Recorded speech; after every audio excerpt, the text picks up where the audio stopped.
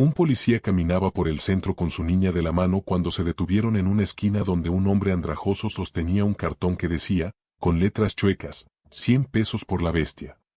Detrás del letrero, amarrado con una mecate deshilachada a un poste de luz, estaba un caballo negro, costillas marcadas, una oreja doblada como si hubiera sanado mal, cicatrices viejas recorriéndole el lomo como mapas de dolor. El aire de Guanajuato capital vibraba de calor, el sol caía oblicuo sobre los adoquines de la calle Sopeña, y el ruido de los camiones que subían por el túnel del Pípila chocaba con el pregón de un vendedor de nieves. La niña jaló suave la manga de su papá. «Papá, míralo». La voz le tembló. ¿Podemos salvarlo? El oficial Alejandro Ramírez, 40 años, uniforme sin gorra por ser día franco, mirada gris que ha visto demasiado, dudó apenas un segundo. Había desmantelado palenques, visto potreros convertidos en infiernos, y sabía que un caballo no era un capricho barato, era responsabilidad, espacio, veterinario, herrero, forraje, tiempo, paciencia. Pero cuando los ojos del animal se cruzaron con los de la niña, oscuros, cansados, tercos, pidiéndole al mundo una última oportunidad, algo se quebró suavemente dentro de él. Eso no era una bestia. Era un alma pidiendo auxilio. 100 pesos, oficial, escupió el hombre del cartón, con una sonrisa que olía a mezcal barato. Ni vale más. Alejandro apretó la mandíbula. Odió ese ni vale como si fuera una piedra en el estómago. La niña, Valeria, 10 años, apretó más su mano. Por favor, papá.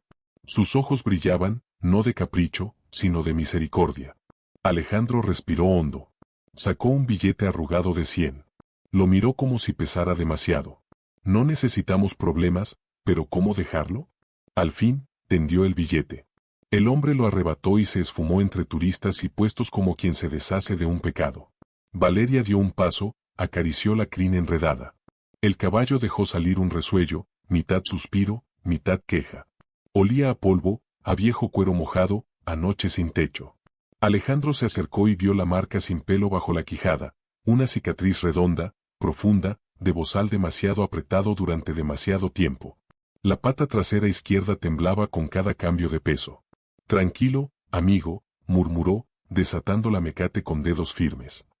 Ya pasó. ¿Cómo se va a llamar? Preguntó Valeria, con la ilusión a punto de romperse en lágrimas. Alejandro lo miró completo, debajo de toda la mugre.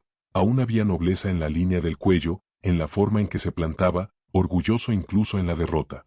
Medianoche, dijo. Porque sobreviviste a una noche larguísima. El caballo movió la oreja sana, y durante un segundo, el bullicio de la ciudad pareció bajar de volumen. Solo quedó el tic del semáforo peatonal, el crujido de los cascos contra piedra, la respiración de la niña pegada al cuello del animal. Entonces Alejandro supo dos cosas, que acababa de tomar una decisión que cambiaría sus vidas, y que aquel caballo traía consigo una historia escondida. Lo que sucedió después de pagar esos 100 pesos destaparía un mundo de crueldad, rescate y redención. Un camino que rearmaría una familia rota y, si te quedas, quizá te devuelva la fe en los milagros. Lo que viene te hará llorar, y creer otra vez en las segundas oportunidades. Antes de empezar, cuéntame, ¿desde qué ciudad o país nos ves? Déjalo en los comentarios, me encantaría saber hasta dónde llega la historia de medianoche. El sol bajó detrás de los cerros. Un viento tibio agitó el papel del cartel abandonado. Medianoche dio un paso, cojeando, pero firme, y en ese movimiento sencillo, Alejandro sintió que algo, muy adentro, empezaba al fin a sanar. A la mañana siguiente, Guanajuato amaneció con un cielo limpísimo, de ese azul que solo deja el verano cuando se cansa de llover.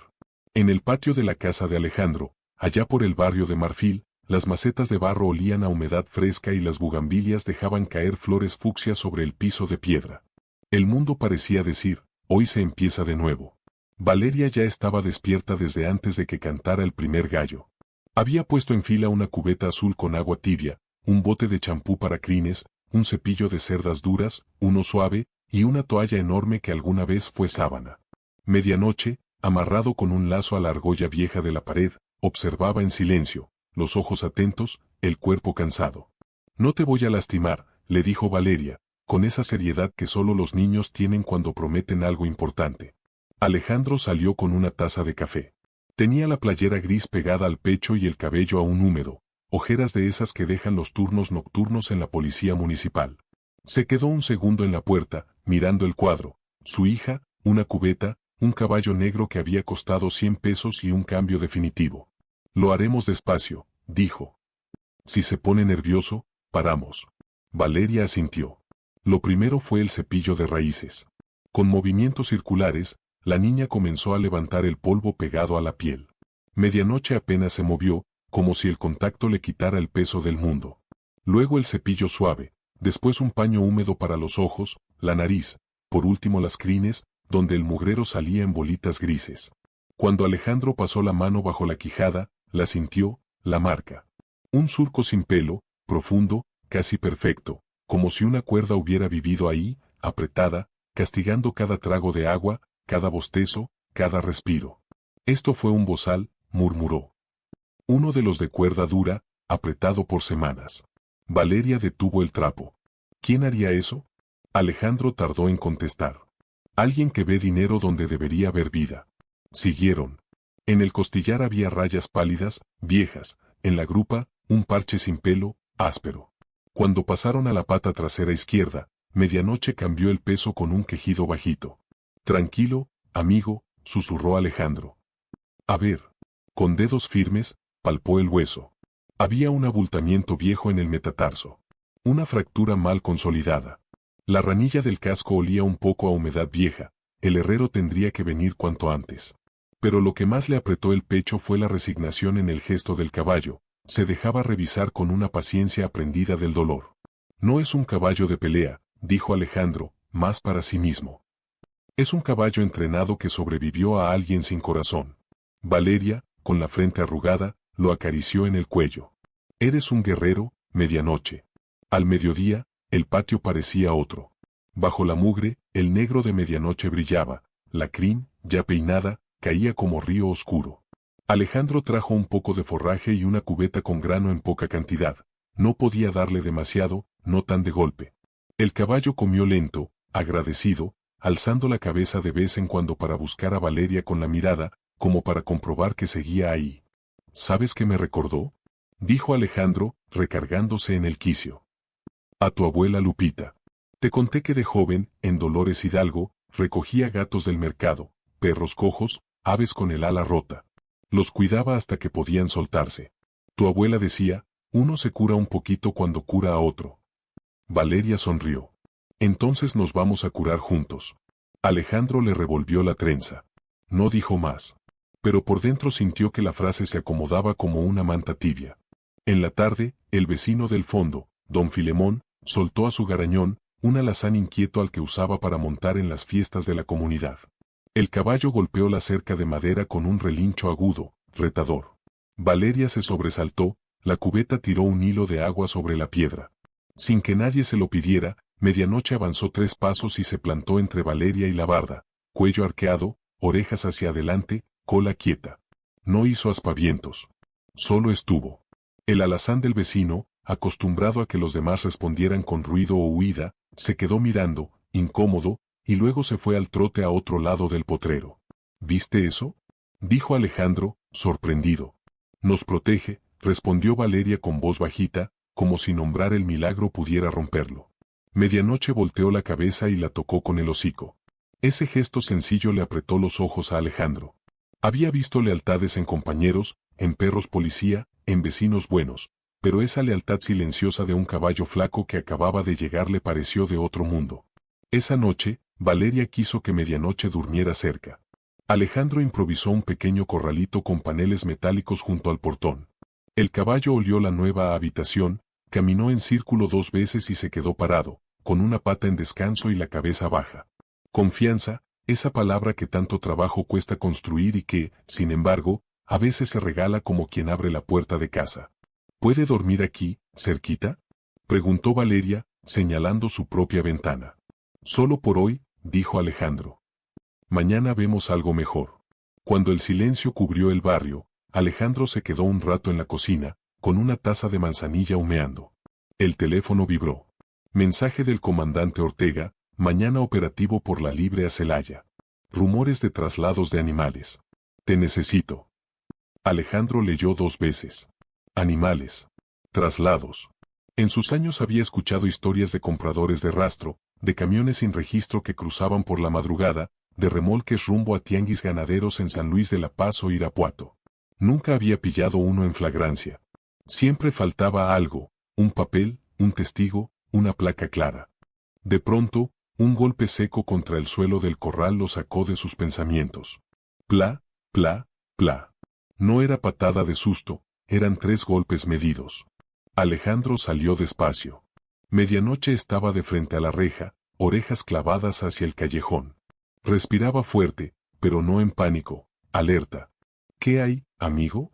Susurró Alejandro, encendiendo la lámpara. No había nadie. El callejón dormía bajo el zumbido de un foco. A lo lejos, un coche tardío. Entonces, en el borde del portón, Alejandro vio algo que no había notado, un pedazo de listón rojo, prendido con grapa oxidada, casi cubierto de polvo. Lo arrancó. El listón tenía letras borrosas, como si se hubieran mojado y secado muchas veces. Lote 16, subasta, F. Y a un lado, con pluma azul, apenas legible, X14. Se le heló la espalda. Lote 16. X14. No eran simples números. A veces, en decomisos de peleas, aparecían papeles parecidos, marcajes para identificar corrales, animales, destinos. Los que sabían de esas rutas hablaban en códigos, por si caían. Miró a medianoche. El caballo lo había llamado con esos 3 golpes. Algo sabía. Algo que el mundo no había querido escucharle. Mañana voy a necesitarte, dijo Alejandro, y el caballo parpadeó despacio, como si entendiera.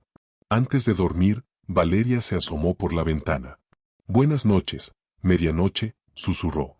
El caballo giró la oreja, emitió un resoplido suave, humilde, casi humano. Valeria sonrió. Extrañaba a su mamá, Paola, desde el divorcio. A veces sentía un huequito en el pecho, como si una habitación de la casa se hubiera quedado vacía. Pero ahora ese cuarto tenía una cama nueva, un lugar para un caballo. Papá, dijo desde la puerta.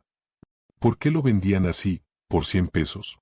Alejandro se sentó en la orilla de la cama. Porque para algunos, hija, las cosas que sufren pierden su valor. No entienden que precisamente por eso valen más. ¿Y si era de alguien? ¿Y si lo están buscando? Si lo estaban buscando, no dejaron huella. ¿Y si era de alguien que lo amaba, no lo habría dejado así? Hizo una pausa. Pero tal vez saben que habló, a su manera. ¿Los caballos hablan? No con palabras, sonrió. Con miradas, pasos y silencios. Con eso dicen más que muchos. Valeria se acurrucó. Alejandro apagó la luz. En la oscuridad, el sonido más claro fue el respiro de un caballo que, por fin, descansaba. Al alba, Alejandro llamó al herrero de confianza, Toño Farfán, para una valoración urgente. Antes del mediodía, Toño llegó en su camioneta con una caja de herramientas y el olor a hierro caliente metido en la ropa. ¿Pos qué te hicieron, compa? Dijo, tocando con suavidad la pata lesionada.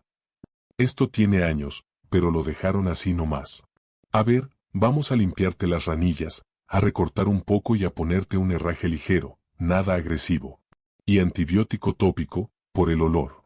Mientras trabajaban, Medianoche apoyaba el peso en los buenos, ofrecía el casco, cooperaba. Toño levantó la vista. Este caballo trae escuela. No cualquiera se deja así. Alguien lo enseñó bien, y luego lo soltó. Alejandro cruzó mirada con Valeria. En el pecho, esa mezcla de rabia y ternura. No lo soltaron, Toño. Lo perdieron. Cuando terminaron, Toño guardó las herramientas y se limpió las manos en un trapo. Les van a salir señales, dijo. Cuando un caballo así aparece, no llega solo. Detrás viene una historia, y a veces una red. ¿Tú me entiendes, oficial? Alejandro pensó en el listón rojo, en las letras, lote 16. X14. Pensó en el mensaje del comandante sobre traslados nocturnos por la Libre a Celaya. Luego vio a Valeria abrazar el cuello de Medianoche con esa fe absoluta que hace temblar los cimientos. Sí, Toño, dijo. Te entiendo. Medianoche, con los cascos recién recortados, dio 3 pasos suaves. Aún cojeaba, pero parecía más alto. Plantó las 4 patas, respiró hondo y miró hacia el este, en dirección a la carretera que baja a Irapuato. Alejandro siguió la línea invisible de esa mirada. Un presentimiento cabalgó dentro de él. A veces, las respuestas llegan sin ruido.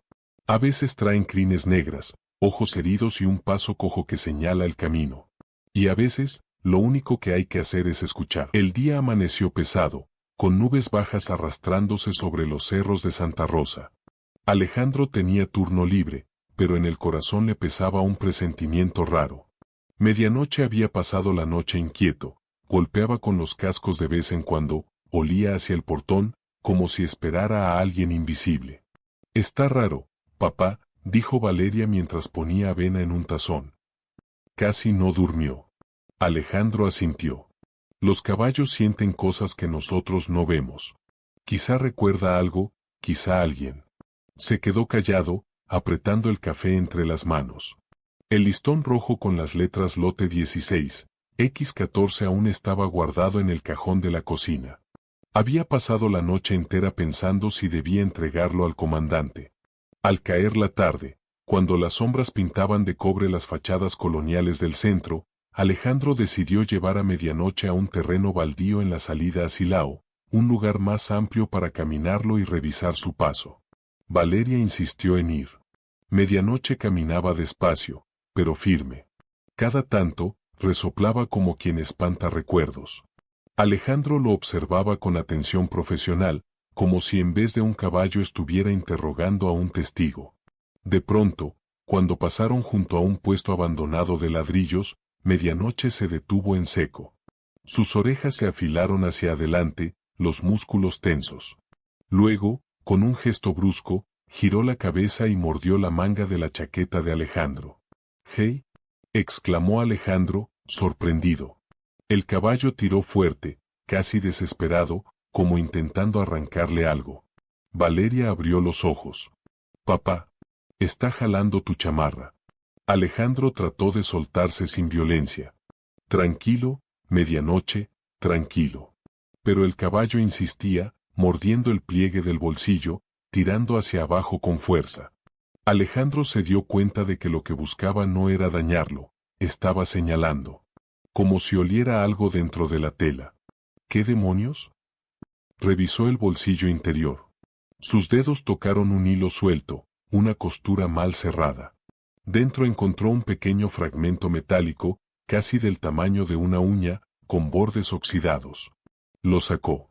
Era parte de un reloj, el tallo donde se ajusta la hora. Alejandro se quedó helado. «Papá», susurró Valeria. «¿De dónde salió eso?». Él miró a medianoche. El caballo bufó, clavando los cascos en la tierra, insistente, como diciendo, «Ahí está la verdad». Esa noche, de regreso en casa, Alejandro no pudo concentrarse. Extendió el fragmento metálico sobre la mesa. Era viejo, pero reconocible, un reloj de lujo, no algo común en rancherías. Valeria lo observaba en silencio, acariciando la crin de medianoche a través de la ventana. «¿Por qué lo traía en la chamarra, papá?», preguntó al fin. Alejandro se pasó la mano por la cara. «No lo sé todavía, pero alguien lo puso ahí. Y medianoche lo sabía». Horas después, el sonido del timbre lo sacó de sus pensamientos. En la puerta estaba la licenciada Robles, una fiscal de cabello corto y lentes rectangulares, conocida por ser dura pero justa. «Oficial Ramírez, me llegó un reporte del comandante Ortega. Dice que tienes información nueva sobre traslados de animales». Alejandro dudó. Miró hacia atrás. Valeria abrazaba a medianoche en el corral. Luego extendió el fragmento de reloj. Robles lo tomó con guantes de látex, lo observó bajo la luz del farol. «Esto pertenece a un modelo Rolex Submarine. Muy caro. ¿Dónde lo hallaste?». Alejandro apretó los labios. «No lo hallé yo. Lo encontró él». Señaló al caballo. Robles arqueó una ceja. «¿Me estás diciendo que el testigo clave es un caballo?». «Estoy diciendo que sobrevivió a algo. Y está intentando contarlo». Hubo un silencio incómodo. Luego Robles guardó el fragmento en una bolsa de evidencia. «Lo enviaré al laboratorio. Si pertenece a alguien en nuestros registros, lo sabremos. Pero Ramírez, ten cuidado. Cuando los animales señalan el camino, los hombres que se esconden detrás suelen ser los más peligrosos. Esa madrugada, Alejandro soñó con cascos golpeando piedra, cadenas arrastradas y un disparo en la distancia. Despertó sudando. En el patio, Medianoche estaba de pie, inmóvil, mirando hacia el oriente. La luna llena se reflejaba en sus ojos como brasas vivas. Al día siguiente, Alejandro decidió poner a prueba lo que había visto. En el mismo baldío de Silao, dejó a Medianoche suelto, sin rienda. El caballo olió el aire, caminó unos metros y luego comenzó a rascar el suelo con la pata herida. ¿Qué haces, amigo?, preguntó Alejandro en voz baja. Valeria observaba desde la cerca. Medianoche siguió escarbando hasta que descubrió un pedazo de tela azul, deshilachada, como de uniforme viejo. Alejandro lo recogió, era parte de una camisa de chofer, con un logotipo casi borrado de una empresa de transportes ya desaparecida. Otra pista. Otro mensaje. Papá, dijo Valeria, con los ojos muy abiertos. Él quiere que encontremos algo. Alejandro respiró hondo. Y parece que no va a parar hasta que lo hagamos. Esa tarde, el comandante Ortega lo llamó al cuartel. En la sala de reuniones, bajo el zumbido de un ventilador cansado, desplegaron los archivos. Fotos borrosas de camiones de ganado, reportes de trailers vistas en la autopista hacia Querétaro, denuncias anónimas de animales encadenados en bodegas cerca de Celaya. Mira, Ramírez, dijo Ortega. Tenemos piezas sueltas, pero nada que amarre. Tú dices que tu caballo te está llevando a ellas. Yo digo, no importa de dónde venga la pista, si nos sirve, la seguimos. Alejandro bajó la mirada. Medianoche no es cualquier caballo. Lo entrenaron. Alguien lo quiso mucho una vez, y después lo traicionaron. Pero todavía confía. El comandante lo miró fijo. Entonces más vale que no lo traiciones tú. Esa noche, Valeria no pudo dormir. Se levantó y fue al corral. Medianoche estaba echado, la cabeza sobre las patas. Ella se arrodilló a su lado. ¿Qué nos quieres decir?, susurró, acariciando la frente tibia. ¿A quién viste? ¿Qué guardas en tu memoria? El caballo resopló suavemente. Valeria apoyó la frente en su cuello. Por primera vez desde que su mamá se había ido, sintió que el silencio no era vacío, sino refugio. Cuando amaneció, un mensaje nuevo apareció en el celular de Alejandro. Fragmento identificado. Reloj pertenecía a Víctor Montenegro, empresario desaparecido hace 2 años. Caso inconcluso. Posible vínculo con tráfico de animales. Alejandro leyó 3 veces. Montenegro. Un nombre grande. Dinero, política, conexiones. El corazón le dio un vuelco. Medianoche no solo era víctima, era clave en un crimen mucho mayor. Miró a Valeria, que jugaba con el caballo en el patio, riendo. Y supo que su vida acababa de cambiar de rumbo. Porque cuando un animal sobrevive al infierno y aún confía en ti, lo menos que puedes hacer es seguirlo hasta el final, aunque eso signifique enfrentarte al mismísimo demonio. El detective Arlo Salgado llevaba 20 años en la policía investigadora de León. Tenía fama de hombre duro, pero esa noche, mientras miraba los expedientes en la mesa de su cocina, el cansancio le pesaba más que nunca. La lámpara colgante iluminaba el desorden, pilas de carpetas, fotos en blanco y negro, reportes incompletos. El humo de su cigarro formaba espirales en el aire caliente. Frente a él, el expediente marcado como Caso Montenegro, archivado, parecía mirarlo de vuelta, acusador. Arlo no podía dormir desde que oyó el nombre Medianoche en labios del oficial Ramírez. Había algo en ese caballo que no lo dejaba en paz.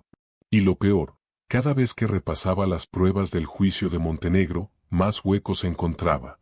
En los registros decía que Víctor Montenegro, empresario ganadero, había desaparecido una madrugada de junio. Su camioneta apareció en un rancho abandonado, sin rastro de él. 1 año después, la fiscalía lo dio por muerto y cerró el caso por falta de pruebas. Arlo hojeó los reportes de llamadas telefónicas. Había varias realizadas desde un número fantasma, un celular desechable, hacia contactos de empresas transportistas de Celaya. Nadie lo investigó. Demasiado caro rastrear un prepago, había anotado un agente. Flojos, murmuró Arlo, dando un golpe seco con el dedo en la hoja. Después estaban los objetos personales de Montenegro. Cadenas de oro, un encendedor con iniciales, papeles del rancho, pero faltaba algo, su Rolex Submarine, regalo de su esposa en su aniversario número 25. Arlo lo recordaba bien porque ella misma lo había reclamado entre lágrimas en la oficina. Desapareció junto con él, decía el acta. Mentira. Ahora sabía que no había desaparecido. Un caballo lo había sacado de una chaqueta. Arlo apagó el cigarro y se puso de pie. El ventilador viejo chirrió en el techo.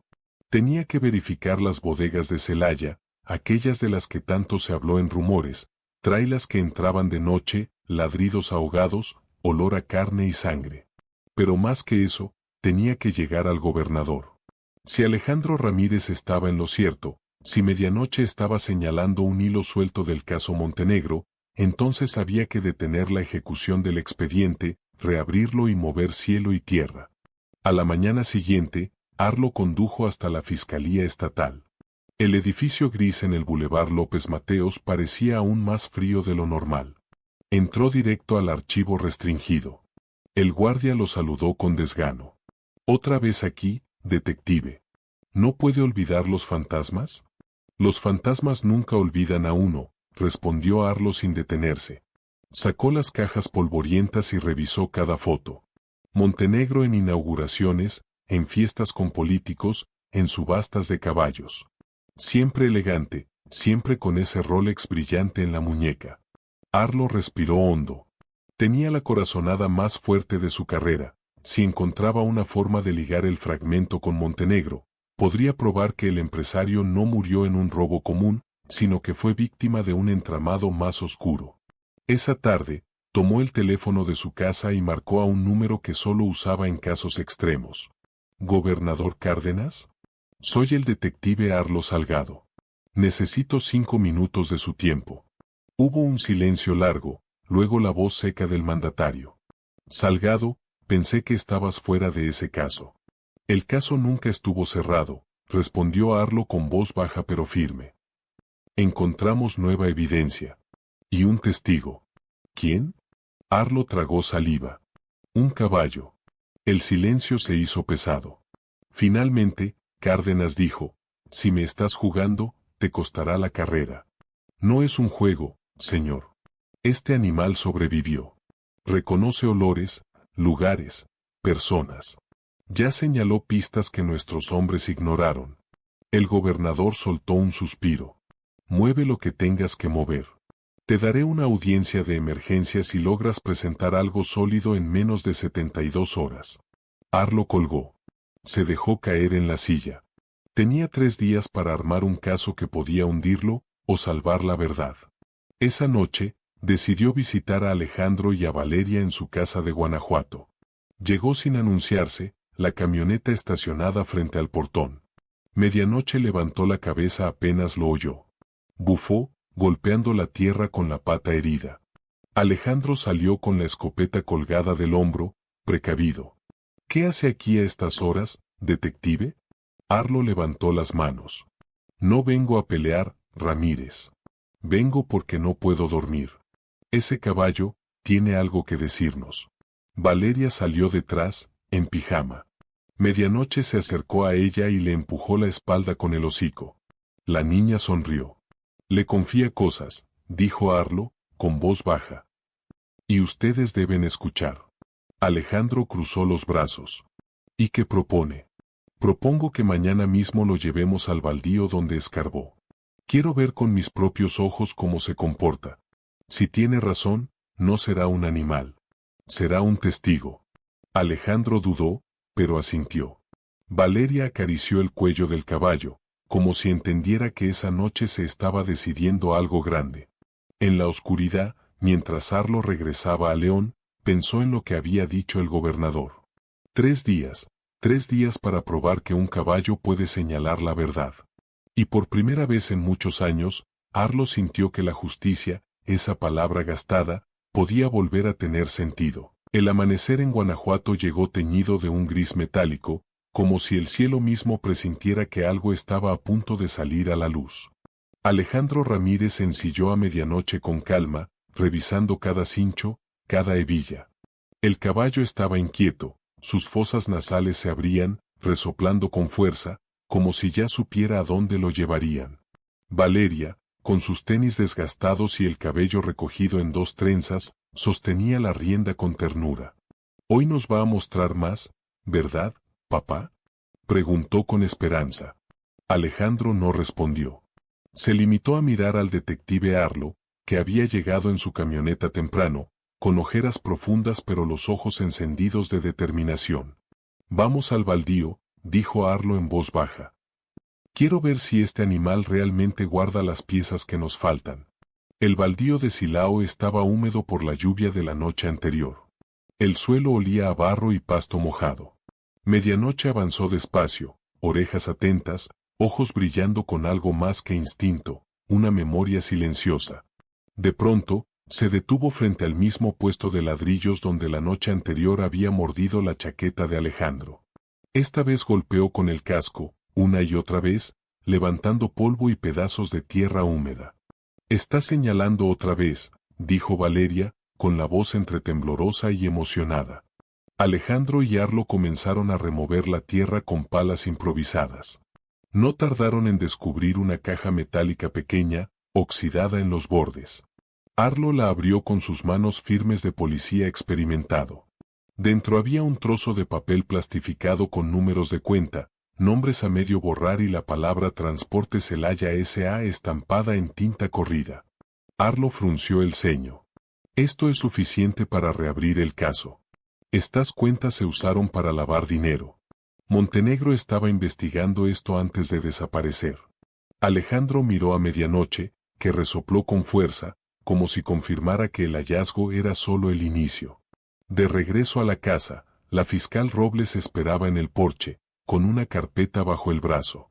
Medianoche bufó apenas verla, clavando los ojos en ella con intensidad. Robles se inclinó un poco, como sorprendida por la fijación del animal. «¿Qué encontraron?», preguntó, seria. Arlo le mostró la caja metálica. «Papeles financieros. Nada concluyente, pero bastante para exigir una revisión judicial». Robles hojeó rápido y alzó la vista. «El gobernador ya me habló de ustedes. Y debo admitir que, aunque me parece increíble, el caballo tiene olfato. Si sigue guiándolos, lo documentaremos como prueba complementaria». Alejandro, incrédulo, preguntó, «¿En serio puede entrar esto en un expediente oficial?». «Mientras conduzca a hallazgos verificables, sí.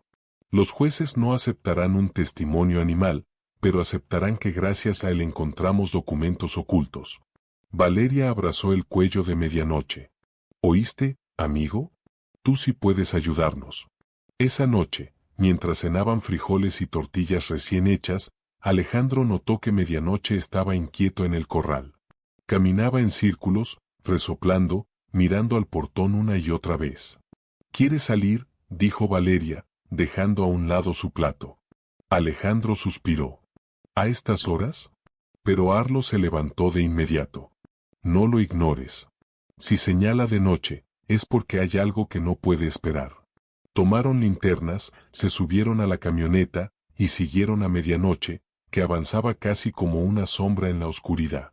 El caballo los guió hasta un viejo camino de terracería cerca de Irapuato. El aire olía a gasolina y humedad.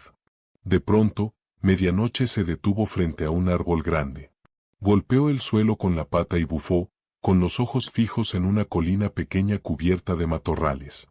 Alejandro subió primero, con Arlo detrás. Allí, medio enterrado, había un costal con algo pesado. Lo abrieron. Dentro encontraron restos oxidados de cadenas gruesas y varios collares de ganado, manchados con sangre seca. Valeria tapó la boca con las manos, horrorizada. «¿Qué es esto, papá?». Alejandro tragó saliva.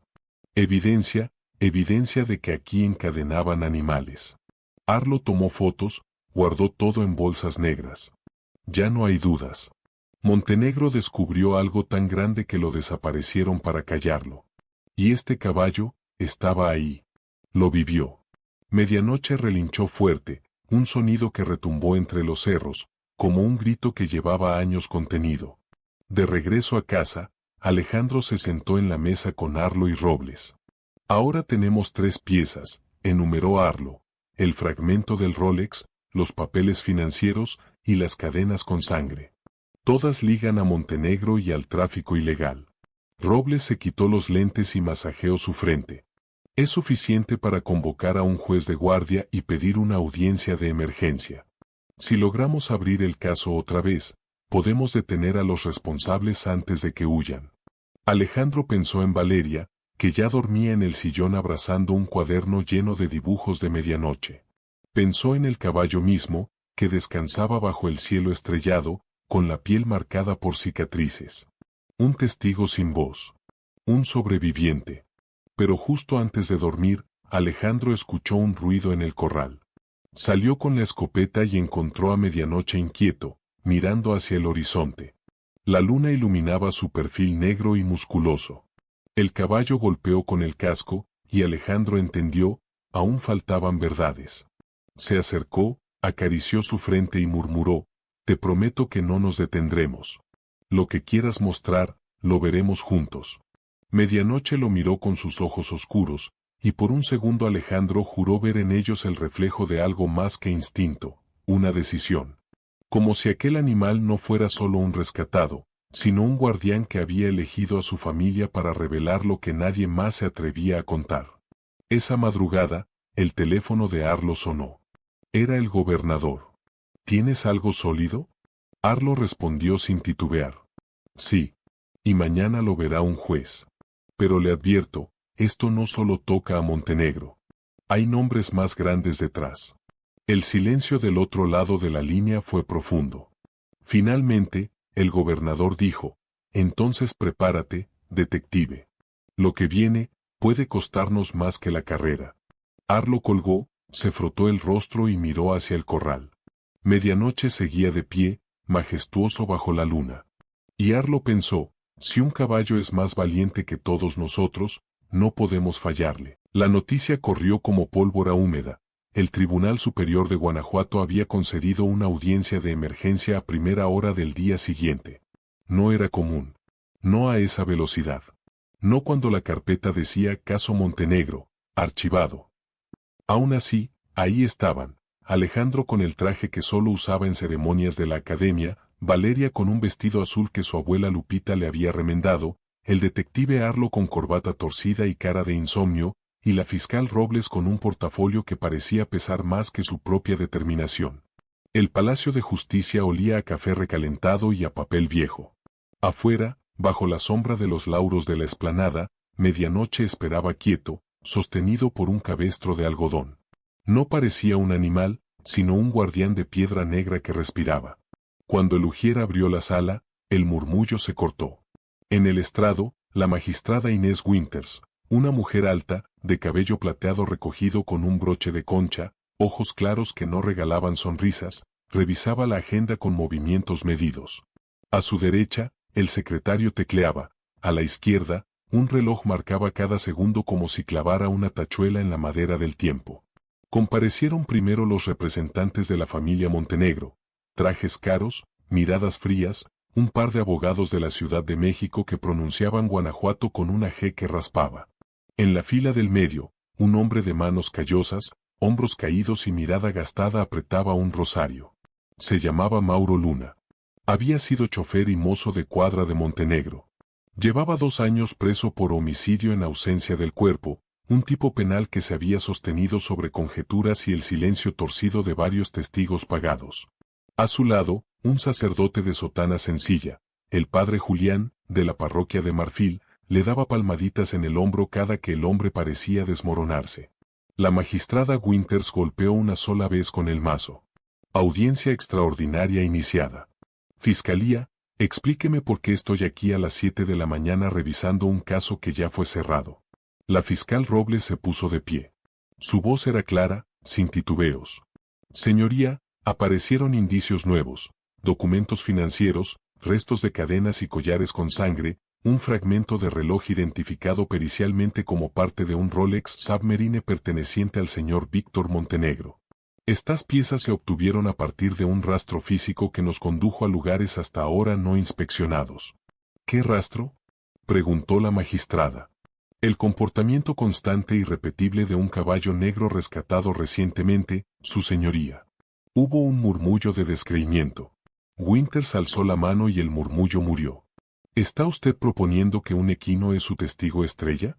Estoy proponiendo, su señoría, que gracias a ese animal el Estado encontró evidencia verificable que mis colegas, por omisión o prisa, pasaron por alto. Y esa evidencia apunta a que el señor Mauro Luna fue condenado con pruebas insuficientes, quizá fabricadas. El abogado de la familia Montenegro, un hombre de barba pulida y voz de terciopelo, se irguió. Objeción a la teatralidad. Este proceso no es un circo ecuestre. Winters lo miró con desgano. No he visto circo, he visto negligencia. Si la fiscal dice que tiene evidencia nueva, la escucharemos. Prosiga, licenciada Robles. Robles asintió. Llamo al estrado al detective Arlo Salgado. Arlo caminó con las manos juntas, como para no dejar que le temblaran. Juró decir verdad. La fiscal lo guió con preguntas certeras, cómo llegó al archivo, qué huecos encontró, porque el Rolex desaparecido era crucial, como un número prepago conectaba trailas en Celaya y depósitos a empresas fantasma. Arlo habló sin adornos, con ese timbre grave de quien aprendió a dejar que los datos respiren solos. Señoría, concluyó, la línea temporal que llevó a la detención del señor Luna fue ensamblada con piezas sueltas y con una premura que hoy no puedo justificar. Ni una de las llamadas del número fantasma se investigó a fondo. Nadie rastreó los depósitos a Transporte Celaya S.A. El reloj fue olvidado. Y ahora que su tallo aparece, no puedo sostener mi silencio. Winters inclinó la cabeza. ¿Por qué ahora, detective? Porque un caballo cojo relinchó más fuerte que mi conciencia cansada.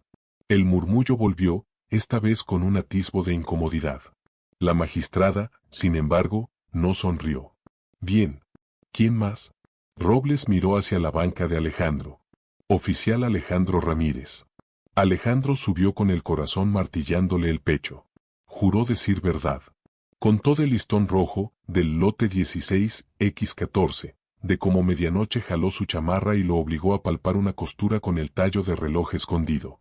Narró el hallazgo de la caja en el baldío, el costal con cadenas en la colina de Irapuato, la tela azul con el logo casi borrado de una empresa extinta. No dramatizaba.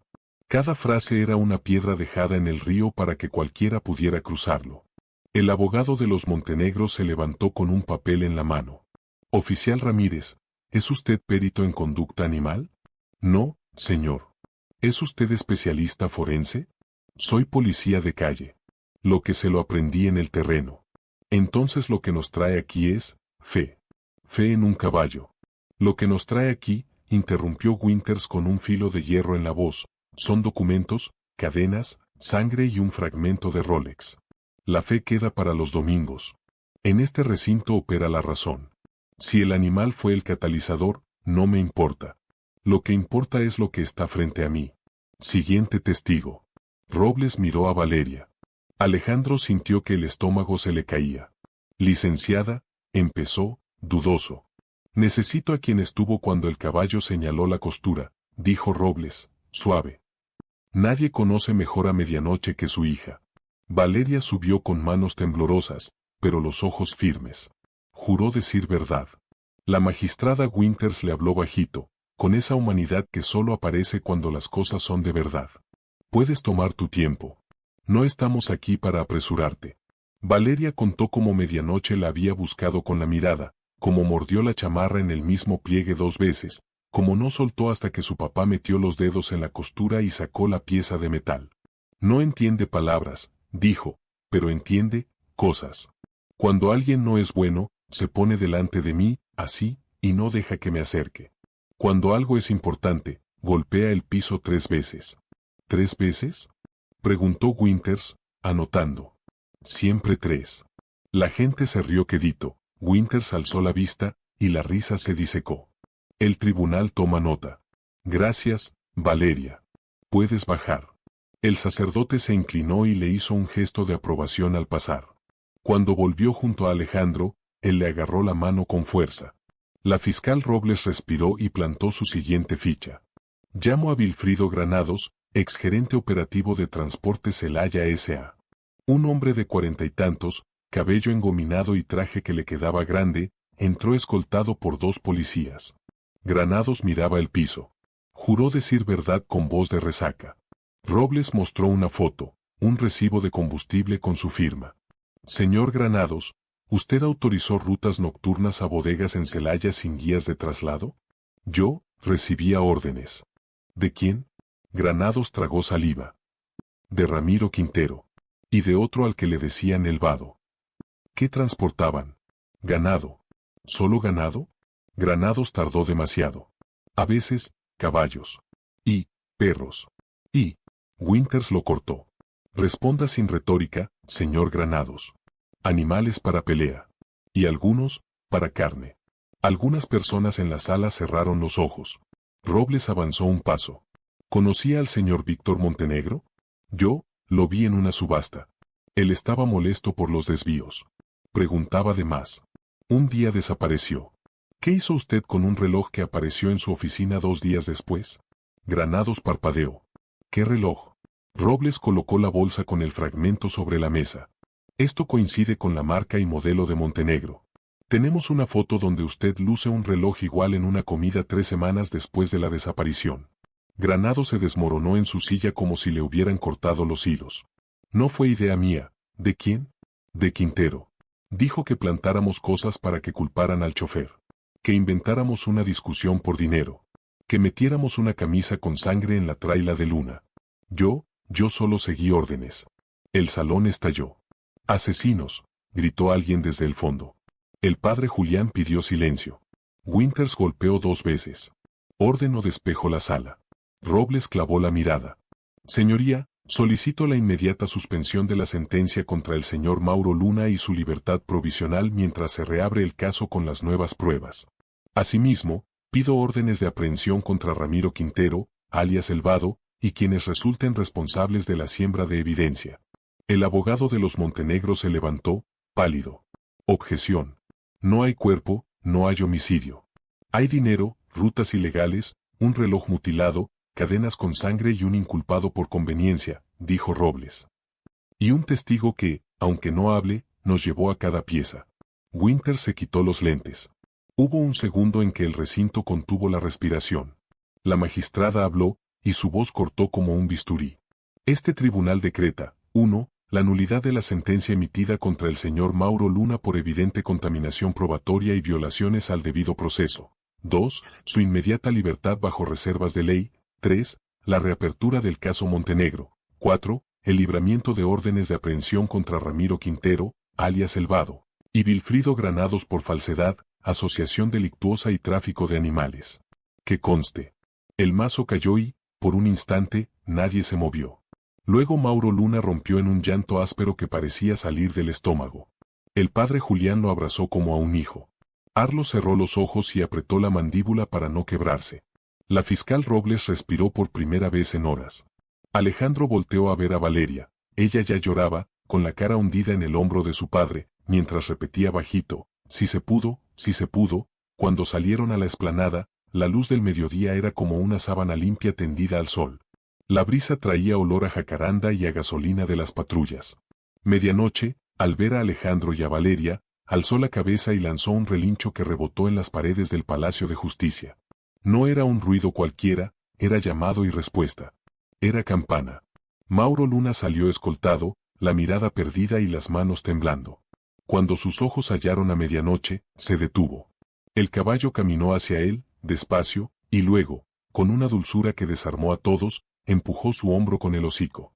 Mauro apoyó la frente en la frente del animal y se echó a llorar otra vez, pero ahora distinto, como si la culpa que no le pertenecía finalmente le cayera de los hombros al suelo. Perdóname, murmuró. Yo no pude ayudarte entonces. Pero tú me ayudaste a mí. Alejandro se acercó y puso una mano en el cuello de medianoche. Él eligió contarlo contigo, dijo. Y nosotros solo escuchamos. Detrás, Arlo recibió una llamada. El gobernador Cárdenas. Salgado, me dicen que el tribunal tumbó la sentencia. ¿Estás consciente del ruido que va a hacer esto? Estoy consciente de que hoy la justicia respiró, señor. ¿Y el caballo? Arlo miró a medianoche, negro y brillante bajo el sol. El caballo hizo lo que muchos no. señaló sin miedo. En ese momento llegaron dos camionetas estatales. De una bajó un hombre alto con barba rala, Ramiro Quintero, esposado, escoltado por agentes. Lo traían desde un cateo urgente en una bodega de Celaya. Al pasar, clavó los ojos en Alejandro y en Medianoche. No se acaba aquí, escupió. No saben con quién se metieron. Arlo dio un paso adelante. Te equivocas. Ya todos saben con quién se metieron. Quintero alcanzó a desviar la mirada hacia el caballo. Por un segundo, algo parecido al miedo cruzó su cara. Winter salió escoltada, rumbo a su camioneta. Al pasar junto a Valeria, se detuvo un momento. Hoy aprendí algo, dijo, sin sonreír. Los testimonios también pueden venir en forma de 3 golpes en la tierra. Valeria abrió los ojos. ¿Usted cree en eso? Creo en los hechos. Y hoy los hechos siguieron los cascos de tu amigo. La tarde estiró su luz como miel sobre la plaza.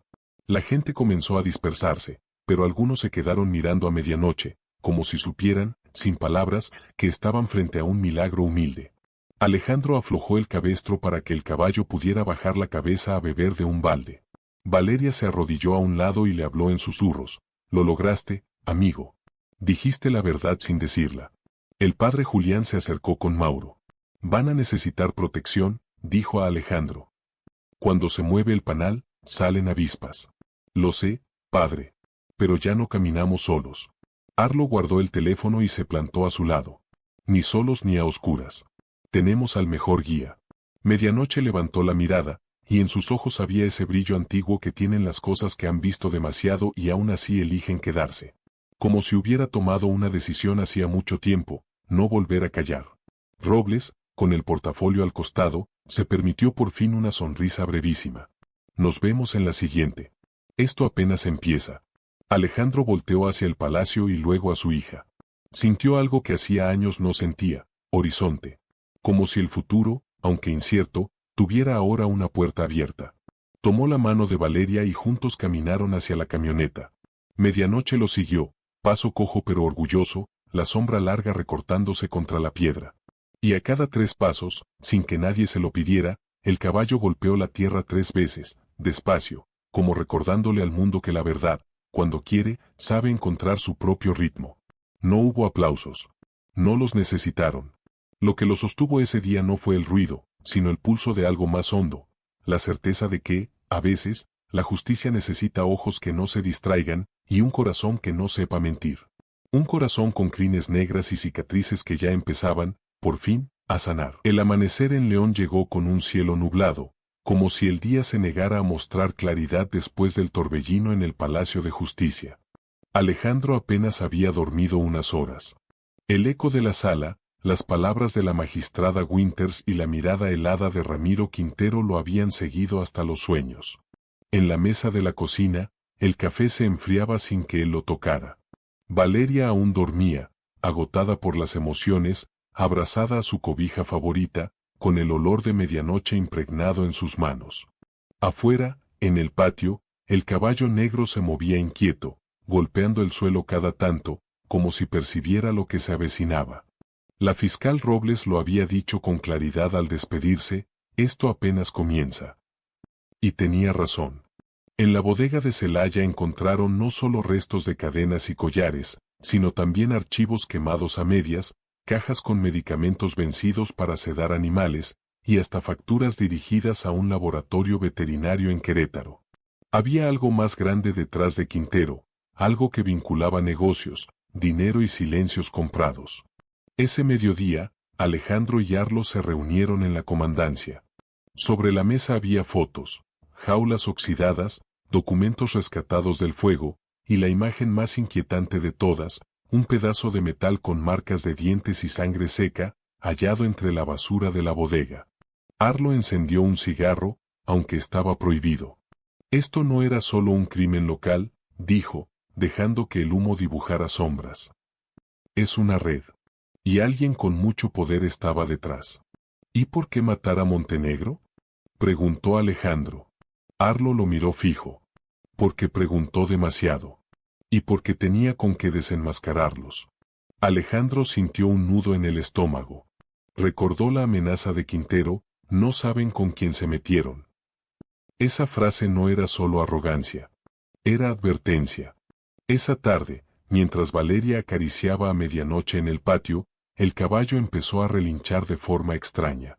No era un sonido de miedo ni de dolor, sino una especie de llamado, insistente, acompañado por golpes de casco. 1, 2, 3. Alejandro salió de la casa, preocupado.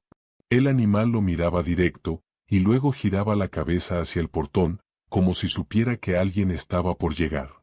Minutos después, una camioneta blanca se estacionó frente a la casa. Bajó de ella un hombre robusto, de barba descuidada, con una chamarra de cuero gastada. Era el doctor Emiliano Bertis, veterinario de la Universidad de Guanajuato, conocido por aceptar casos que otros daban por perdidos. Traía una maleta metálica y un gesto serio. Me mandó la fiscal Robles, dijo, estrechando la mano de Alejandro. Dice que este caballo es más que un testigo. Y yo necesito revisarlo, porque se ve enfermo. Alejandro asintió y lo guió hasta el corral. Valeria observaba con nerviosismo.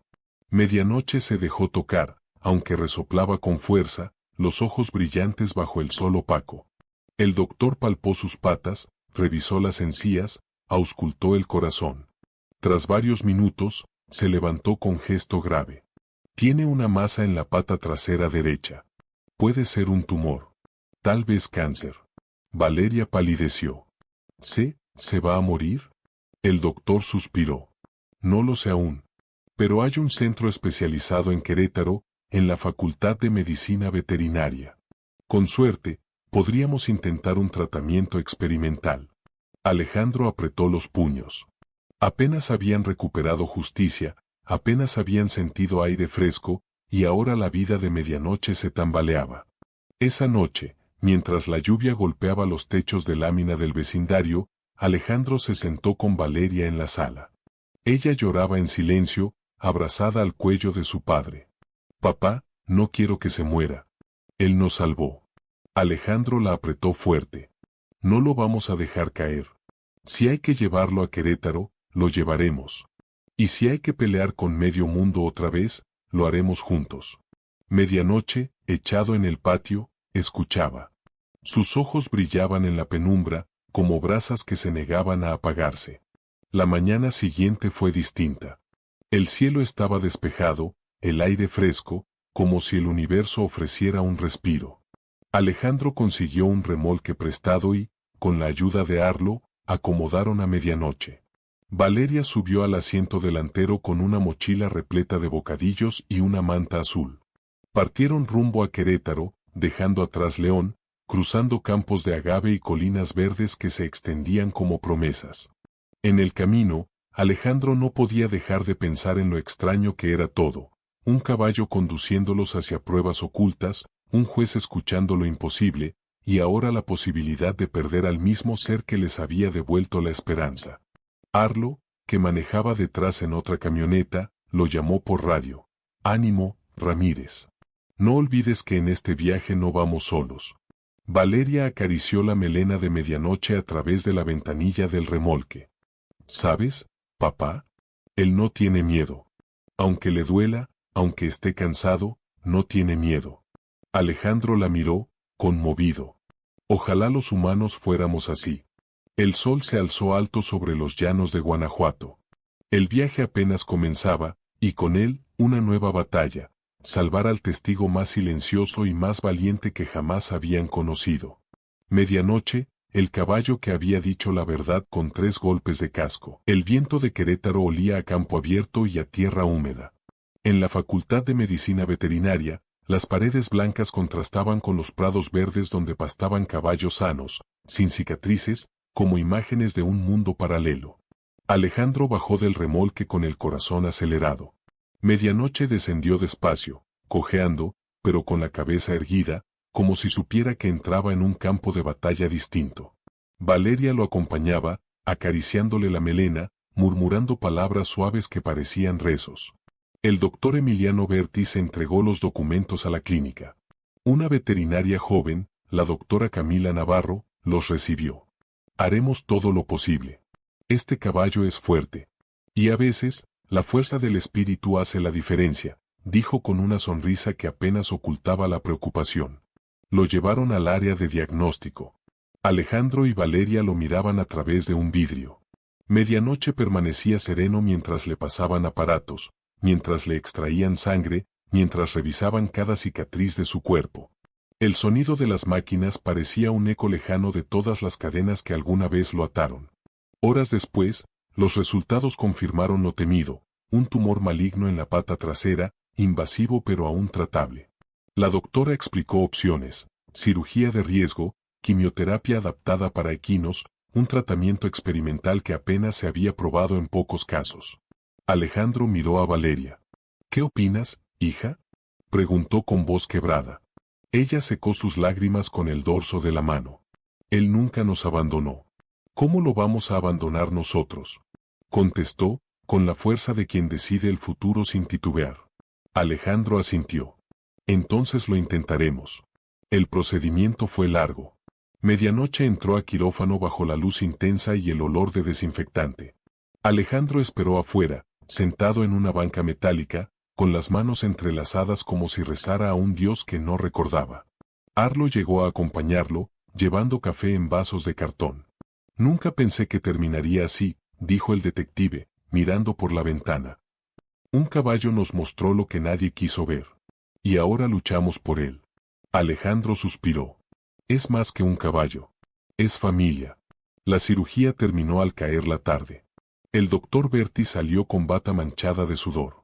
Lo logramos, anunció. Sacamos la mayor parte del tumor. Ahora dependerá de su resistencia y del tratamiento. No será fácil, pero tiene posibilidades. Valeria corrió a abrazar a su padre, llorando entre alivio y miedo. Medianoche pasó las siguientes semanas en recuperación, bajo el cuidado de los veterinarios. Había días buenos y días oscuros. Algunas mañanas parecía fuerte, trotando suavemente en el corral.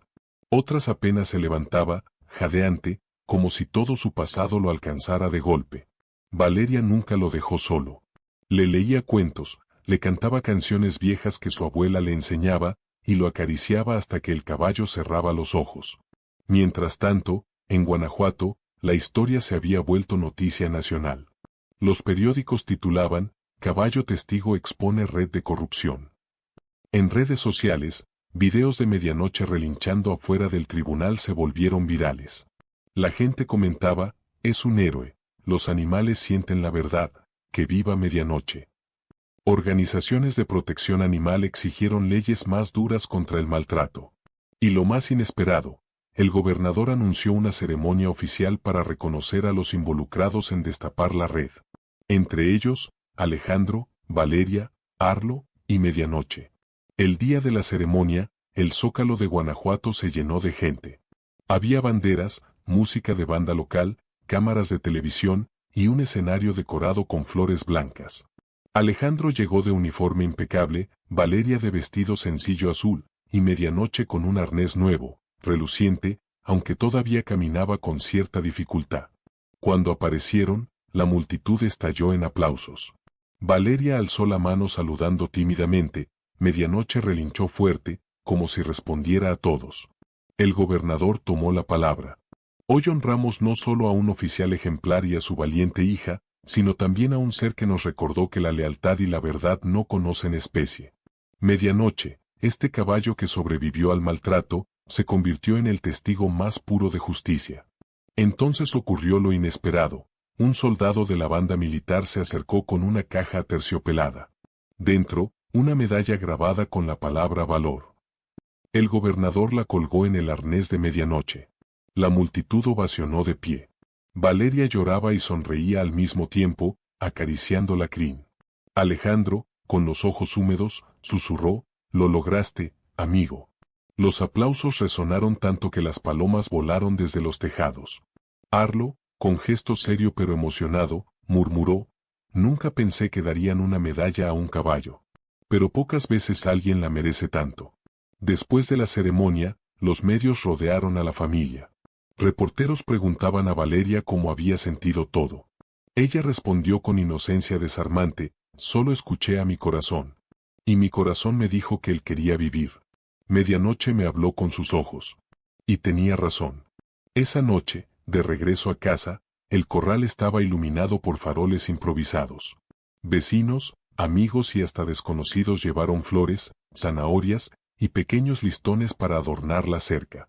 Medianoche, cansado pero firme, comía despacio, disfrutando cada caricia.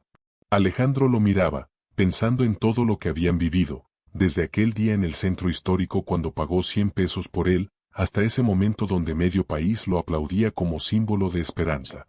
Lo rescatamos de una esquina, dijo en voz baja, mientras Valeria se quedaba dormida en sus brazos. Y él nos rescató a todos de nuestra propia indiferencia.